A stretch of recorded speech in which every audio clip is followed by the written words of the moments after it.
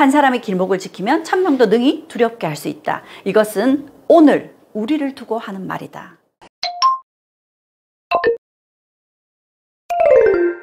이순신 장군이 어떻게 연전연승을 거둘 수 있었는지 그 비결을 살펴보도록 하겠습니다. 이순신 장군의 장수로서의 모습이라고 볼 수 있겠죠. 우리는 이순신 장군의 전승을 23전 23승이라고 이야기를 합니다. 이 23전 23승은 세계사 어디에서도 찾아볼 수 없는 대단한 승리입니다. 이 이순신 장군이 승전을 할 때마다 꼬박꼬박 장계를 올렸기 때문에 그것들을 토대로 나온 수치입니다. 그런데 이순신 장군을 연구하는 어떤 학자들은 이 전승을 다르게 이야기하기도 합니다.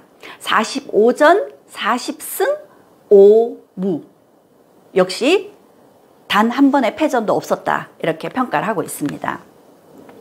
이순신 장군이 임진왜란의 발발하기 1년 전 전라 좌수사로 임명이 되었습니다. 전라 좌수사에 전라 좌수영이 있던 곳이 저기 여수 지역입니다. 그런데 우리가 지금 봤을 때는 전라 좌수영과 전라 우수영, 그리고 경상 좌수영과 경상 우수영의 위치가 바뀐 것 같지 않나요? 그런 것 같죠? 이 기준은 한양에 있는 왕의 기준입니다. 그렇게 이해를 하시면 되겠죠? 그 첫 번째 전투가 옥포해전이었습니다. 이순신 장군은 일본을 상대하기 위해서 경상 우수사와 전라 우수사와 함께 싸우려고 했습니다. 그런데 경상 우수사도 전라 우수사도 기다려도 오질 않는 거죠. 그래서 단독으로 출정을 하게 됩니다. 이전까지만 하더라도 일본의 침략 이후에 조선은 연전연패였습니다. 그러니 전라 좌수영에 있는 수군들도 일본을 상대하러 나가기가 두려웠겠죠. 그런데 그 두려움에도 불구하고 독단적으로 전라 좌수영에서 일본을 상대하러 옥포로 나아갔습니다. 이 전투에서 무려 26척의 적선을 격침시키면서 승리를 거뒀습니다. 그리고 인근에 있는 다른 전투까지 승리를 하고 여수로 돌아왔죠. 여수의 분위기는 어떠했을까요? 수군들이 출발할 때만 하더라도 살아서 돌아올 수 있을까 걱정이 많았을 겁니다. 그런데 승전보를 울리면서 돌아왔으니 사기가 치솟았을 겁니다. 이순신 장군은 그 병사들에게 무겁게 이렇게 이야기를 합니다. 가벼이 움직이지 말라. 침착하게 태산같이 무겁게 행동하라. 많이 들었던 이순신 장군의 어록이죠. 이순신 장군의 두 번째 승전은 사천해전에서였습니다. 사천해전에서는 적선 13척을 격침시켰죠. 이 사천해전에서 처음으로 등장했던 것이 거북선이었습니다. 거북선은 일본이 봤을 때는 처음 보는 배였죠. 이 거북선의 활약은 대단했습니다. 장계에 따르면 먼저 거북선에 명령하여 적선들 속으로 돌진에 들어가서 천자, 지자, 현자, 황자, 총통 등 각종 대포를 쏘게 했습니다. 외선을 전부 부딪혀 깨트리고 불살라 버렸으며 외적들은 발만 동동 구르며 대성통곡을 했습니다. 거북선은 돌격선이었습니다. 우리 배 판옥선 위에 지붕을 올린 겁니다. 판옥선은 굉장히 튼튼하고 무거운 배입니다. 그래서 일본 배와 부딪히면 일본 배가 부서지죠. 그런데 문제는 우리 배가 일본 배 가까이 가게 되면 일본은 조총을 쏘게 되죠. 그러니 우리 배들이 마음 놓고 일본 배와 부딪혀서 싸우기는 쉽지 않았던 거죠. 그런데 그 문제를 해결해 줄 수 있는 것이 바로 거북선이었습니다. 이렇게 옥포해전에 이어서 사천해전까지 일본은 연전연패를 하게 되죠. 그러자 도요토미 히데요시는 요시다카, 요시아키, 와키자카 이들에게 조선 수군을 공격하라는 특명을 내립니다. 그런데 우리에겐 행운이었을까요? 이 세 명에게 조선 수군을 공격하라 했는데 이 세 장수가 힘을 합해서 공격한 것이 아니라 와키자카가 자신이 공을 세우겠다고 먼저 조선 수군을 상대했던 겁니다. 그것이 한산도 해전이죠. 한산도 해전에서는 와키자카의 일본 수군 59척을 격침시키는 대승을 거뒀습니다. 이 한산도 해전에서는 우리가 잘 알고 있는 하객진 전술이 쓰였습니다. 학의 날개를 편 모양의 진영을 이루어 진격하라고 명하니 지자, 현자, 총통을 쏘아대며 먼저 적선 두세 척을 깨트리면서 대승을 거뒀습니다. 이 하객진이 어떻게 가능했는지는 조금 이따가 또 이야기해 드릴 수 있을 것 같습니다. 이렇게 연전연승을 거두고 있었고요. 1594년쯤 되었을 때 휴전회담이 이루어지면서 전쟁이 소강 상태에 들어가게 됩니다. 그러다가 회담이 결렬이 되면서 일본이 정유재란, 재침을 해오게 되죠. 그런데 그 타이밍에 이순신 장군은 옥에 갇히게 되었고 결국 원균이 칠천량 해전에서 대패를 하게 되면서 이순신 장군이 다시 삼도 수군 통제사를 맡게 됩니다. 이순신 장군에게 삼도 수군 통제사를 맡겼지만 조선 수군에게는 12척의 배밖에 남아있지 않았습니다. 선조는 12척의 배로 어떻게 싸우겠느냐, 수군을 포기하자고 했습니다. 그런데 이순신 장군은 우리가 잘 알고 있는 명언, 신에게는 아직 12척의 배가 있사옵니다. 그런데 와서 알고 봤더니 숨겨놓은 배가 한 척 더 있더라고요. 그렇게 13척의 배로 명랑해전에 나가게 됩니다. 명랑해전에 나설 때 수군들은 또 두려움에 쌓였습니다. 왜? 칠천량 해전에서 대패를 했잖아요. 13척의 배로 100척이 넘는 일본 수군을 어떻게 상대할 것이냐. 사기가 땅에 떨어져 있었습니다. 이순신 장군은 죽고자 하면 살 것이요 살고자 하면 죽을 것이다. 이렇게 다시 사기를 북돋우면서 명랑으로 나갔습니다. 그리고 이 지역의 물길을 잘 활용해서 지형을 활용한 명랑해전에서 예상을 띄웠고 적선 31척을 격파시켰습니다. 명랑해전에서 어떻게 승리를 거뒀는지는 영화 명량에서 그 승리의 과정을 인상 깊게 보셨을 거란 생각이 듭니다. 이 명량에서 이순신 장군은 두려움에 휩싸인 수군들을 제쳐두고 앞에 서서 대장선 혼자 일본을 상대했었습니다. 한 사람이 길목을 지키면 1000명도 능히 두렵게 할 수 있다 하면서 스스로 자신이 먼저 그 두려움을 극복해내는 것을 보여주었죠. 그렇게 예상을 띄웠고 명량에서 대승을 거뒀습니다.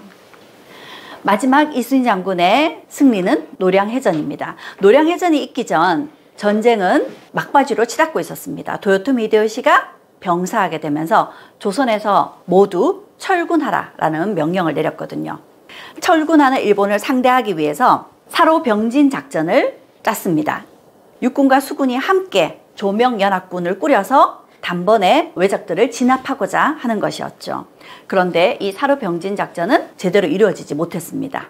왜냐하면 명나라 군대를 이끌고 왔던 유정제독이 뇌물을 받고 싸움에 나오지 않았거든요.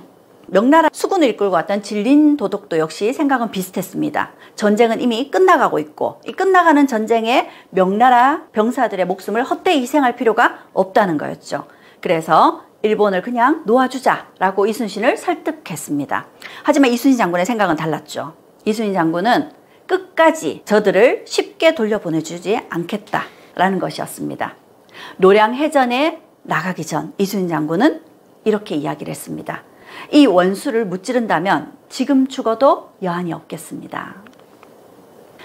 노량해전에서 이순신 장군은 순천 외성에 갇혀있는 왜군을 지원하러 왔던 일본의 시마즈 수군 200척을 침몰시키면서 대승을 거뒀습니다. 적선 200척을 침몰시킨 것뿐만 아니었습니다. 100여 척을 포획했을 뿐만 아니라 150여 척이 반파되는 대승을 거두었죠. 하지만 이 노량해전에서 이순신 장군은 흉탄을 맞고 돌아가시게 됐죠. 돌아가시기 전 싸움이 한창 급하다. 내가 죽었다는 말을 하지 말라. 라는 말씀을 남기셨습니다. 노량해전에서 죽어간 이순신 장군의 모습입니다. 임진왜란이 끝나가던 무렵 여태껏 조선 수군의 연전연승을 이끌었던 이순신 장군은 전쟁이 끝나면 개선장군이 되어서 당당하게 돌아와야 됐지 않나요? 그런데 그렇지 못했습니다. 반면 제가 얼마 전 강연했던 강감찬 장군은요, 귀주대첩에서 승리하고 돌아오자 고려 현종이 버선발로 마중 나오듯 멀리까지 강감찬을 직접 마중 나온 모습이었습니다. 굉장히 다른 두 장면을 보면서 씁쓸한 마음이 듭니다. 이순신 장군은 이렇게 연전연승을 거뒀습니다. 어떻게 그럴 수 있었을까요? 첫 번째는 그가 보여준 용기입니다. 한 사람의 길목을 지키면 1000명도 능히 두렵게 할 수 있다. 이것은 오늘 우리를 두고 하는 말이다.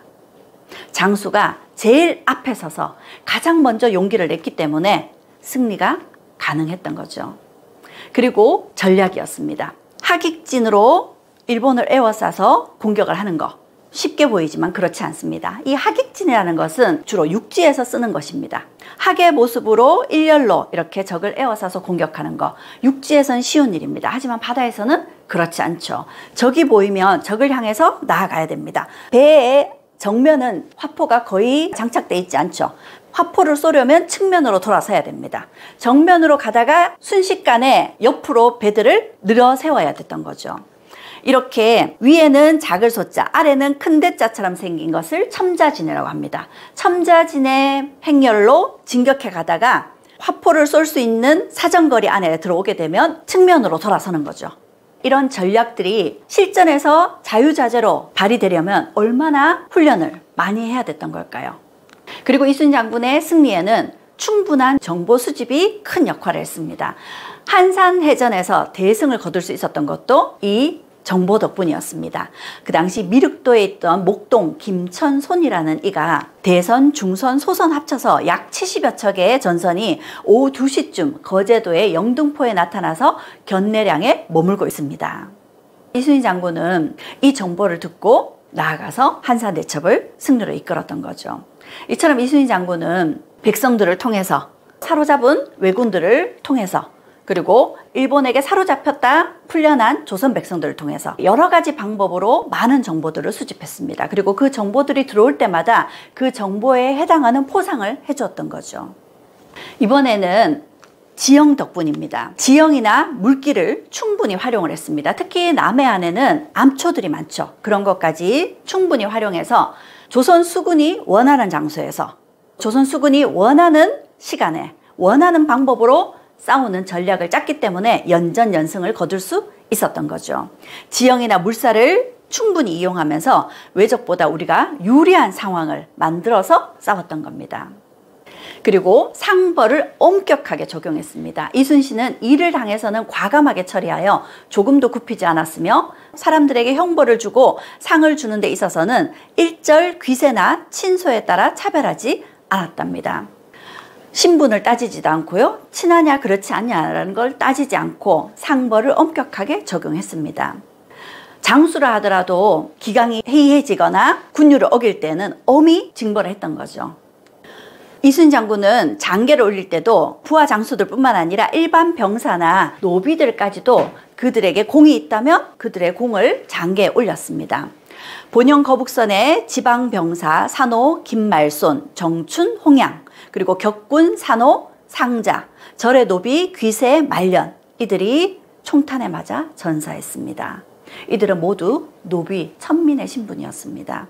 이들의 죽음까지도 모두 이렇게 장계를 올려서 그들의 공로를 인정받게 해주고 남은 유가족들이 삶을 살 수 있도록 지원해 주었던 거죠. 이순신 장군의 연전연승을 거둘 수 있었던 것은 철저한 준비 덕분이었습니다. 식후에는 배를 타고 거북선에서 지자, 현자, 포를 쏘아보았다. 순찰사, 군관, 남공이 살펴보고 갔다. 정오에 동원으로 옮겨 앉아 활 10순을 쏘았다. 거북선에 대한 훈련은 물론이고요. 이순신 자신 역시도 활쏘기 연습을 이렇게 열심히 했던 모습들이 난중일기에 그대로 드러나 있습니다.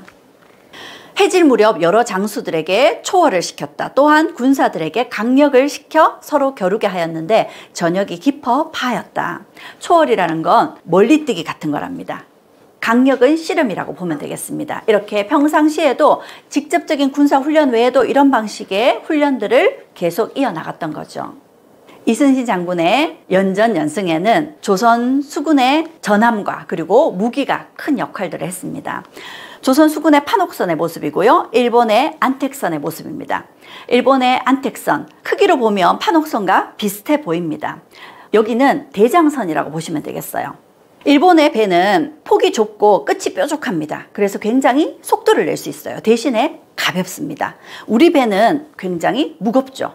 그리고 일본 배는 쇠못을 사용하지만 우리는 나무못을 사용합니다. 바닷속에서는 나무가 점점 부풀어 올수록 더 단단하게 조이게 되죠. 그래서 일본의 배와 우리 배가 부딪히면 일본 배가 부서지는 거죠. 그런데 일본의 장점이 조총이 있죠. 그리고 일본은 100년 동안의 전국시대에서 실전 훈련이 충분히 된 병사들이 우리 배에 사다리를 놓고 올라타서 백병전을 벌이는 것. 그게 일본의 장기였습니다. 우리는 일본의 조총을 상대할 수 있는 훨씬 사정거리가 긴 화포를 가지고 있습니다. 그런데 이 화포가 200보 이상, 어떤 거는 거의 1km까지 사정거리가 된다고 합니다. 그런데 문제는 바다에서 배가 출렁거리겠죠. 물론 판옥선은 밑이 편편한 평자형이기 때문에 일본 배보다는 출렁거림이 훨씬 덜합니다. 그래서 비교적 자유자재로 방향을 틀거나 화포를 쏠 수 있는 거죠. 그런데 바다 위에서 화포를 정조준해서 제대로 쏘기는 쉽지 않습니다. 그래서 화포를 쏠 때도 포물선 모양으로 쏘기보다는 바로 직진하듯이 화포를 쏘아서 더욱더 명중률을 높이는 것이 관건이었습니다. 그래서 적선이 200보 안에 충분한 사정거리에 들어오면 총통을 발사하는 거죠. 그리고 그 사정거리가 가까워지게 되면 활을 사용했는데요. 우리나라의 활은 일본의 조총보다는 사정거리가 짧습니다. 그럼 우리가 불리하죠. 대신에 활 대신 편전이라는 걸 썼다고 합니다. 편전은 애기 활이거든요. 실제 활보다는 길이나 무게가 절반입니다. 하지만 이 편전은 훨씬 더 관통률을 높일 수 있다고 하죠. 그래서 오히려 일본의 조총을 상대하기에는 활보다 편전이 더 활용도가 높았다고 합니다. 그리고 이 임진왜란은 7년간 이어졌던 전쟁이었습니다. 전쟁에서 무엇보다 중요한 것이 군량이었죠. 이 군량을 확보하기 위해서 둔전을 운영해서 농사를 짓는 것뿐만 아니라 소금을 생산해서 팔아서 돈을 마련하고 목화를 재배하는 등 이렇게 군량미를 충분히 확보하는 데 신경을 썼던 거죠. 육지로부터 군수품 공급이 어려울 때도 이순신의 수군에서는 군량미와 장비들을 충분히 자급자족할 수 있었다고 합니다. 이순신 장군은 전쟁 중의 모든 것들을 우리가 잘 알고 있는 난중일기로 기록을 남겼습니다. 이 난중일기는 임진왜란이 발발하던 해 1592년 1월 1일부터 해서 1598년 그가 돌아가시기 이틀 전 11월 17일까지 기록되었습니다. 이 난중일기에는 무기 정비나 훈련 상황, 진지 구축, 무기 제작, 지형 조사, 실전 훈련 이런 것들이 꼼꼼하게 기록되어 있었습니다. 전장에서 장수가 매일매일을 이렇게 기록으로 남기는 것은 결코 쉬운 일이 아닙니다. 그런데 이렇게 기록을 남겨야만 무엇을 빠뜨렸는지 혹은 자신의 전술이 제대로 된 것인지를 점검할 수 있고 자신을 무엇보다 객관화해서 볼 수 있지 않을까요? 이런 부분이 이순신 장군이 다른 장수들과 달랐던 부분이 아닌가 싶습니다.